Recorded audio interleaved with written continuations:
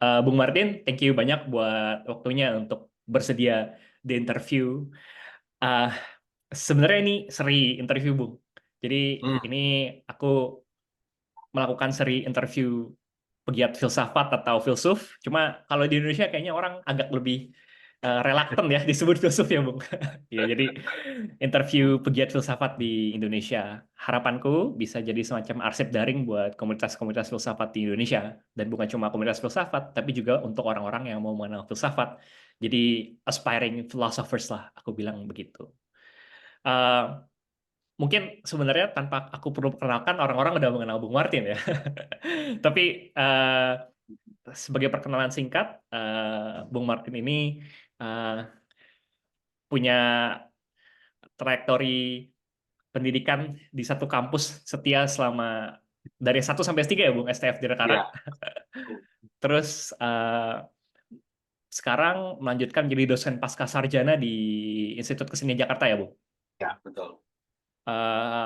Selain itu, Bung Martin sendiri juga udah menerbitkan banyak tulisan, terutama buku, dan nanti aku juga tertarik untuk nanya-nanya soal ini, karena trajektori pemikiran Bung Martin pun cukup menarik untuk dilihat, dan aku pengen dengar dari itu. Dan yang terkini, Bung Martin sendiri juga baru akan menerbitkan bukunya yang keberapa itu, Bung? Masih ingat gak, Bung, buku keberapa? Lupa, saya nggak ngitung. Lupa. Ya, meta estetika ya, sama gang Ya. kabel ya, Bung. Oke. Hmm. Dan selamat untuk itu ya, Bung. Hmm. Terima kasih. Gimana, Bung Martin ada mau menambahkan? Mungkin ada yang kurang dari perkenalan dariku. Cukup sih rasanya, kurang lebih itulah yang Aha, menggambarkan saya gitu. aha, iya. Dan mungkin aku bisa langsung masuk ke pertanyaan aja ya, Bung. Hmm. Hmm. Hmm. Mungkin uh, seri interview ini aku sebut kalau bahasa Inggrisnya What's so great about philosophy, Bung? Apa yang Hmm. menakjubkan dari Oke. filsafat? Dan itu yang aku mau ajukan dulu ke Bung Martin nih. Buat Bung Hmm. Martin sendiri sebagai pegiat filsafat untuk sudah belasan tahun mungkin atau bahkan puluhan. Hmm. Apa sih yang menakjubkan, yang seru, yang menyenangkan dari filsafat buat Bung Martin? Hmm. Kalau menurut saya sih ini ya, filsafat tuh kayak pertanyaan-pertanyaan yang muncul seringkali, pertanyaan filosofis itu ketika kita memasuki era remaja. Jadi saya masih ingat waktu masih remaja dulu, masih sekolah gitu, banyak pertanyaan-pertanyaan tentang dunia, tentang lingkungan di sekitar kita yang nggak ada jawabannya di buku pelajaran gitu. Mhm. Yang nggak akan ketemu jawabannya di guru. Guru ditanyain soal makna hidup, soal apa itu mereka nggak bisa menjelaskan gitu ya. Mereka hanya bisa menjelaskan ilmu biologi itu gini, ilmu apa antropologi itu gini, tapi tentang hal-hal yang kemudian saya kenal sebagai filosofis itu ternyata nggak ada jawabannya gitu. Dan tapi bertanya tentang hal-hal yang dianggap filosofis itu menarik dalam pengertian dia membuat kita itu kayak apa ya?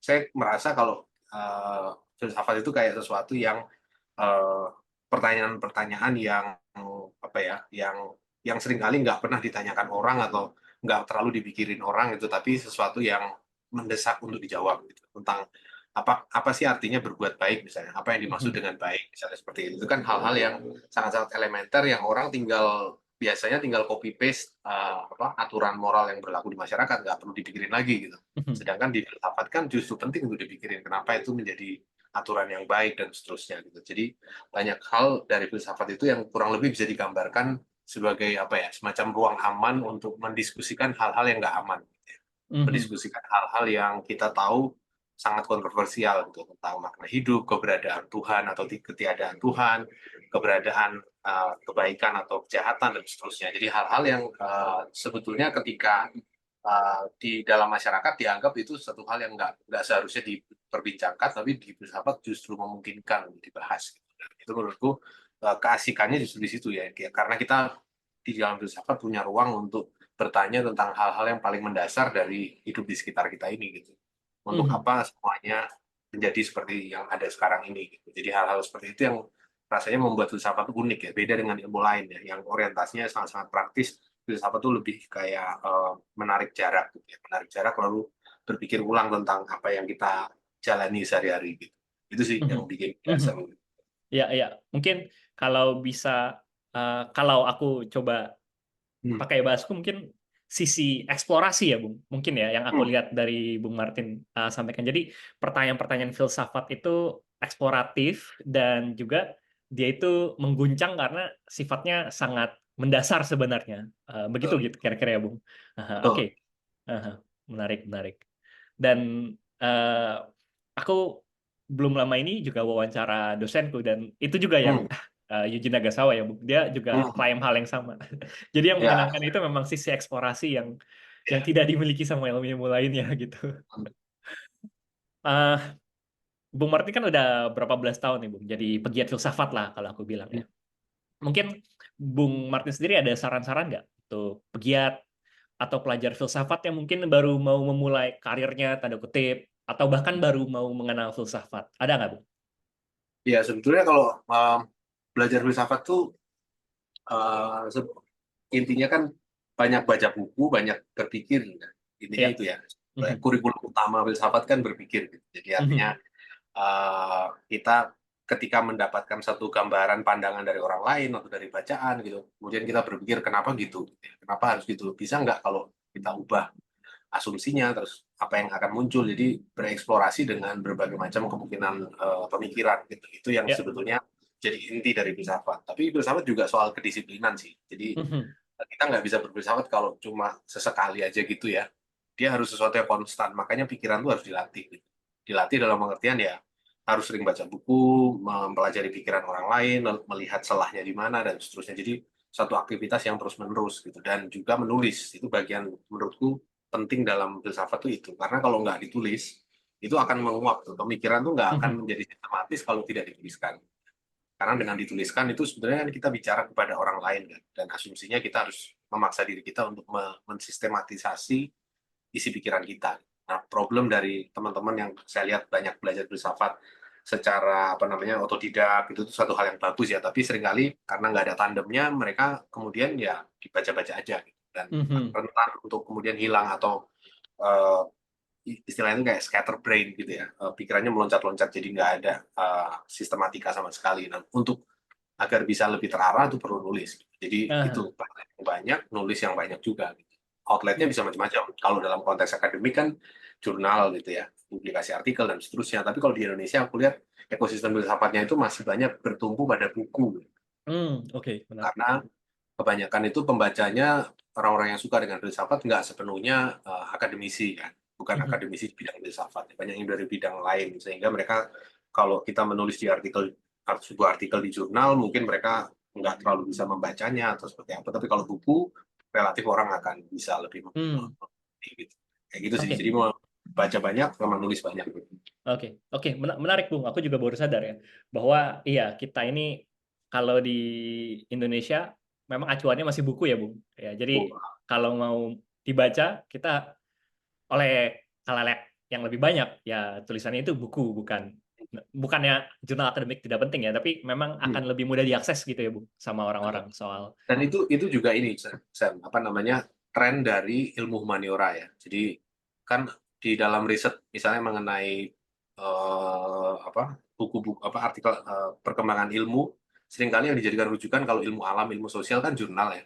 Mhm. Jadi sudah sampai mana perkembangannya itu kan state of the art-nya ada di jurnal. Kalau di humaniora enggak. Di Mhm. humaniora itu masih dominan buku. Bahkan di Oke. internasional ya. Ya, Kecuali ya. untuk beberapa tradisi yang memang dekat dengan ilmu alam. Misalnya Mhm. filsafat analitik, itu jurnal banget tuh. Tapi kalau Ya, kayak ya. pasar kontinental buku, misalnya Aha. Giorgio Agamben nggak nulis jurnal dia. Dia nggak nulis satupun di jurnal Scopus gitu ya. Dia menulis di buku-buku gitu. Foucault juga sama. Ya, ya. Deleuze, Derrida gitu kayak gitu sih. Oh iya iya benar benar Bung. Benar aku juga baru sadar. Dan menarik lagi Bung, kalau Bung Martin tadi angkat kedisiplinan itu penting karena kita kan Hmm. seringkali mengasosiasikan filsafat itu berpikir bebas gitu ya. Pokoknya suka-suka kita lah ya. Tapi ternyata Hmm. kedisiplinan itu menjadi aspek penting kalau kita mau bertumbuh ya atau berkembang Hmm. dalam Ya, kegiatan berfilsafat ini ya. betul. Karena kebebasan itu harus ada aturannya kan. Kebebasan kan muncul karena ada constraint kan. Karena ada Mhm. batasan, maka kita bereksplorasi dengan batasan itu. Itu yang disebut sebagai kebebasan. Ya. Tapi Ya kalau ya. nggak ada constraint sama sekali, ya itu liar aja, bukan bebas. Ya ya. Nah, Hmm. eh, ngomong-ngomong soal tulis-menulis nih, Bung. Aku yakin semua orang setuju kalau Bung Martin salah satu orang yang paling disiplin kalau soal menulis. Dan aku tertarik nih, Bung, melihat 4 tahun belakangan sepertinya ya, Bung. Bung Hmm. Martin menulis tulisan banyak soal kesusastraan, khususnya Hmm. kesusastraan di Indonesia. Dan Hmm. dibandingkan yang dulu ya, Bung kan nulis filsafat apa ya, postmodern Logika. ya, logika, lalu juga soal Marxisme. Nah, aku tertarik apa yang memantik Bung Martin untuk mulai menulis soal hal semacam itu. Iya. Kalau saya tuh awalnya dulunya lebih tertarik filsafat itu pada filsafat kontinental ya, jujur aja. Mhm. Karena iklimnya waktu itu seperti itu, Kak. Saya nggak punya referensi lain soalnya. Pada era Hmm. katakanlah tahun 2005 sampai 2009, waktu saya S1, itu yang ada di sekitar kita itu waktu itu praktis kontinental semua. Dan rata-rata Prancis ya. Jadi kayak Deleuze, Derrida, Foucault itu lagi naik daun banget waktu itu ya, Mhm. pasca Cosmo lah. Nah, itu yang kemudian awalnya saya di situ, di filsafat kontemporer, gitu, kontinental. Dari situ kemudian waktu naik waktu S2 itu kemudian lebih banyak mendalami Marxisme gitu, kajian-kajian tentang filsafat Marx, terus masuk ke ilmu ekonomi ke yang jadi Ya. tesis saya lebih ke dekat ke ilmu ekonomi ya, filsafat ilmu ekonomi gitu. Mhm. Baru kemudian masuk ke wilayah yang analitik gitu ya. Mhm. Dan belakangan lebih banyak juga sastra, gitu, seni dan sastra gitu.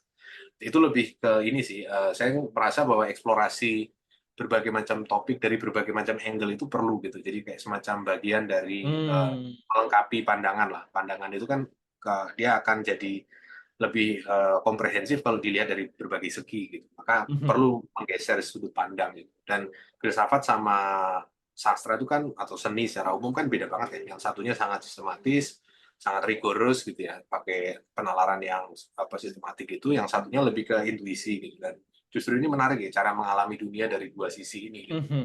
Bahkan dalam tulisan apa namanya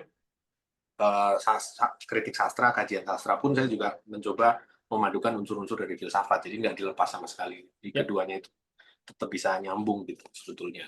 Saya pikir Hmm. lebih ke situ sih, pada apa cara mengeksplorasi cara pandang tentang dunia yang berbeda sudut pandangnya, dan itu yang kemudian apa namanya menarik untuk dieksplor lebih jauh gitu ya. Terutama kalau dikaitkan dengan filsafat sih isu soal consciousness ya, soal qualia dan seterusnya yang Mhm. Ya. lebih banyak mengemuka dalam seni kan sebetulnya daripada filsafat ya. Filsafat itu kan seperti disembodied mind kan, cara orang menalar itu kan membangun satu kumpulan asumsi, proposisi, lalu kemudian dianalisis necessary sama sufficient condition-nya dan seterusnya gitu ya. Mhm. Itu kan sesuatu yang seolah-olah kita tuh nggak punya tubuh gitu ya. Kita nggak Ya. punya Ya. perasaan, kita hanya punya rasio. Gitu. Nah, sastra seni itu mengimbangi itu, melihat dari sudut Hmm. pandang seolah-olah kita ini manusia. Ya. Karena kalau nggak ada itunya, ya kita bukan manusia, kita jadi kayak robot filsuf gitu. Kayak gitu. Ya, ya, menarik, menarik, Bung. Ya, jadi uh, penting juga aku rasa ya, Bung, bagi kita untuk engage sama sastra gitu ya, sama sama seni gitu. Bagian apa kesadaran subjektifnya kita lah ya sebagai manusia gitu. Kalau aku lihat dari penjelasannya Bung Martin. Nah, Bung, kira-kira ini menarik ya, Bung. Karena aku lihat kayaknya pada saat Bung Martin sedang mengerjakan disertasinya soal prinsipia logika itu, Bung, pada saat yang sama Hmm. Bung Martin juga nerbitin buku-buku kesusastraannya itu. Nah, itu Hmm. Bung Martin merasa ini suatu hal yang bisa dijembatani nggak ya? Atau ini seperti yang tadi Bung Martin bilang, ini soal eksplorasi pandangan aja, Bung. Kalau menurut saya sih masih nyambung sih. Artinya dalam pengertian bukan berarti bahwa sastranya harus filosofis ya, bukan itu ya. Ya. Tapi Mhm. bahwa sastra itu satu modus epistemologi juga gitu ya. Cara untuk kita mengetahui dunia juga. Cuma Mhm. cara mengaksesnya beda. Kalau di filsafat kita mengandalkan, apalagi di logika ya, kita sepenuhnya mengandalkan nalar kan. Sebisa mungkin kita mempurifikasi diri kita dari semua unsur yang lain kan. Semua yang bisa dibuktikan secara nalar itulah yang bisa diterima. Padahal kan ada unsur lain nih, cara pandang dunia yang dia dihasilkan lewat afek, lewat proses merasakan dunia itu. Nah, itu yang dieksplor lewat sastra. Jadi itu kayak dua keping yang harus ada sehingga lengkap puzzle-nya gitu ya. Jadi Mhm. ngelihat dari sudut pandang yang kering, yang filosofis, yang abstrak itu, yang sifatnya membangun sistem, sama dilihat dari sudut pandang manusia yang menjalani sistem itu. Dan sehingga ketahuan juga batas dari sistem itu di mana gitu. Lewat Mhm. proses trial, lewat sastra ini, karena dia sudut pandangnya kan manusia sekali. Gitu. Ya. Nah, itu lebih-lebih seperti itu. Jadi bagaimana dua sudut pandang itu dikerjakan secara bersamaan. Kalau istilah saya itu filsafat itu membangun, seni atau sastra itu ngancurin. Kayak Ah, Nietzsche dan seterusnya itu kan cara bekerjanya sastra ya. itu ya. Dia menghancurkan sistem-sistem yang dibangun kan. Tapi filsafat harus tetap bangun sistem baru. Setelah dihancurin dibangun lagi, hancurin bangun lagi kayak gitu. Oke, menarik, Bung. Ini pertanyaan sebelum yang terakhir, Bung. Hmm. Bung Martin punya harapan untuk ekosistem filsafat Indonesia nggak? Harapan untuk sistem Ekosistem filsafat filsafat, ya. menurut saya itu lebih ke ini sih, apa namanya, kita perlu lebih banyak publikasi filsafat, bisa dalam bentuk buku, bisa dalam bentuk artikel ya, karena saya merasa itu ekosistem itu kan hanya akan hidup kalau ada produksinya. Tanpa produksi ya. Kalau cuma di dalam pikiran sendiri ya itu bukan ekosistem ya. Ketika Aha. dia ada proses input output yang jelas membentuk satu mata rantai, nah itu baru jadi ekosistem. Nah, problem dari ekosistem kita itu adalah ya seringkali dia dikerjakan secara individual, dipikir sendiri, dibaca sendiri, dikomentarin sendiri dan seterusnya. Jadi harusnya itu lebih banyak yang sifatnya mendistribusikan pengetahuan. Nah, buku, artikel itu fungsinya lebih ke situ ya. Ada banyak metodenya sekarang selain buku kan, teman-teman punya website kayak Antinomi gitu kan juga bagus ya untuk mendistribusikan wacana filsafat. Terus kemudian pertemuan-pertemuan komunitas filsafat, diskusi buku, nah hal-hal kayak gitu yang sebetulnya sangat penting gitu. Jadi artinya selain komunitas, publikasi, kita ya perlu itu apa namanya bagaimana kemudian ada forum yang sifatnya rutin ya. Dulu kita punya Filofest ya, nggak tahu kita apakah akan lanjut ada atau enggak, tapi forum-forum semacam itu sebenarnya kita perlu karena supaya bisa jadi kayak ukuran perkembangan wacana filsafat di Indonesia Ya. itu sudah sampai mana sih gitu. Karena kan selama ini nggak ada ya ide-ide apa untuk kemudian memikirkan ekosistem filsafat itu sendiri sebenarnya sudah agak lama. Tahun 2009 saya pernah waktu itu diskusi dengan teman-teman dari Jogja ya, Muhammad Alfaya dan kawan-kawan waktu itu masih di Jogja. Mereka juga kita juga punya ide untuk gimana ya caranya bikin satu pertemuan rutin para pegiat filsafat gitu. Tapi ya belum sempat terlaksana sampai akhirnya ada Filofest itu. Jadi forum rutin itu juga sangat penting selain Ya. juga tadi publikasi dan seterusnya. Jadi itu sih lebih banyak ngomong. Iya, mudah-mudahan bisa dilanjutkan hal-hal seperti itu ya, Bung. Pertanyaan terakhir banget nih, Bung. Ya. Proyek yang belakangan Bung Martin sedang Oh. kerjakan soal apa nih, Bung? Kan terakhir yang metaestetika ya, Bung, itu. Ya. Ya terakhir itu buku yang metaestetika itu satu pengembangan dari artikel jurnal ya. Waktu itu saya terbitkan di jurnal di UGM gitu. Lebih ke pemetaan tentang berbagai macam kritik seni dan budaya. Karena ada banyak banget kan ismenya kan. Ada afek teori, ada apa postmodernisme segala macam. Kalau di jumlah bisa ratusan bahkan ribuan. Tapi kan sebetulnya itu bisa diklasifikasi secara formal. Kita Aha. melihat apa sih bentuk umum yang ada dalam semua jenis kritik itu, lalu kita formalkan bentuknya, kita berikan uraian morfologinya gitu ya, bentuk-bentuk dasarnya gitu kayak Darwin menganalisis evolusi bentuk organisme gitu ya. Nah dari situ kan akan bisa kelihatan ketika sudah ketemu bentuk-bentuk dasarnya, maka segala macam kombinasi kritik itu bisa diasalkan atau dilacak dari sifat-sifat dari komponen yang menyusunnya itu. Nah itu yang Ya. saya kerjakan di metaestetika itu, lebih ke studi filosofis tentang sastra, tentang kritik ya, tentang kritik seni, sastra dan seterusnya gitu. Jadi pengennya sih merapikan berbagai macam uh, praktik kritik yang seringkali ruwet gitu ya, Mhm. saling silang sengkarut seperti itu. Ya itu sih. Mhm. Oke, kami tunggu Bung publikasi bukunya dan semoga sukses untuk segala penerbitannya dan thank you Bung udah menyediakan waktunya selama beberapa belas menit ini untuk di-interview soal Ya, apa yang menakjubkan dari filsafat. ya, ya. Sip, sip. Thank you.